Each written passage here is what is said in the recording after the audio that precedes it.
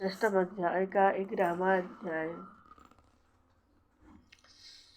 षष्ठम स्कंद का 11वां अध्याय। वृत्तासुर की वीरता तथा भगवत प्राप्ति। सुखदेव जी बोले, हे राजन, वृत्तासुर के समझाने पर भी असुर सेना भाग निकली। तब वृत्तासुर ने क्रोधित होकर देवताओं को ललकार कर कहा, अरे कायरों, तुम भागते हुए असुरों पर क्यों पीछे से चोट करते हो? यदि शक्ति है तो मेरे सामने आओ।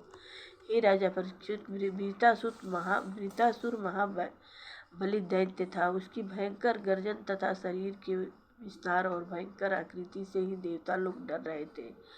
वृत्तासुर की भयानक गर्जन से सब देवता मूर्छित हो गए। तब वृत्तासुर उन्हें त्रिशूल हाथ में लेकर बुरी तरह रोंदने लगा। तब देवराज इंद्र ने क्रोधित होकर वृत्तासुर पर गदा का प्रहार किया।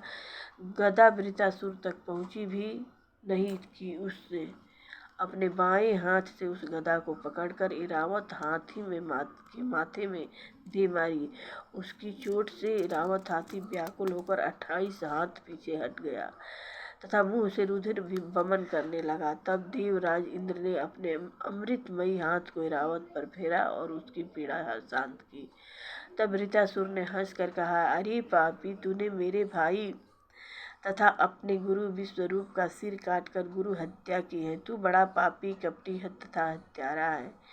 तूने बलि पशु की भांति मेरे भाई के सिर काटे हैं। ऐसा कर्म राक्षस भी नहीं करते हैं। तेरे जैसे पापी को चील, कुत्ते, गिद्ध नोच नोच कर खाएंगे। मैं अब अपने त्रिशूल से तेरी गर्दन काटकर भाई का बदला चुकाऊंगा। मैं तेरे सामने खड़ा हूँ, तू अपने अमोघ वज्र को चला।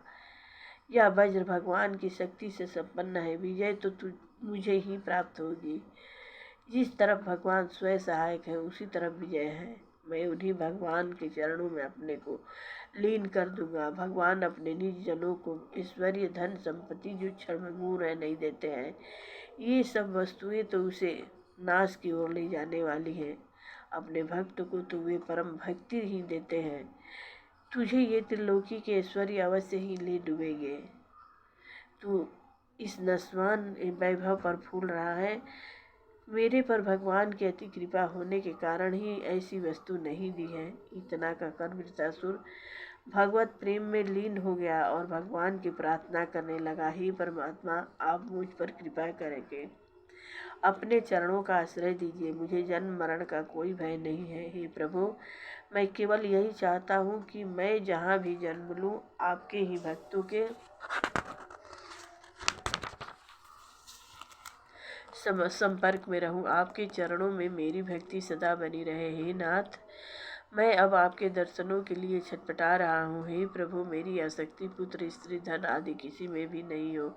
यही मेरी अंतिम अभिलाषा है। प्रेम से बोलिए मंगलमय भगवान की जय।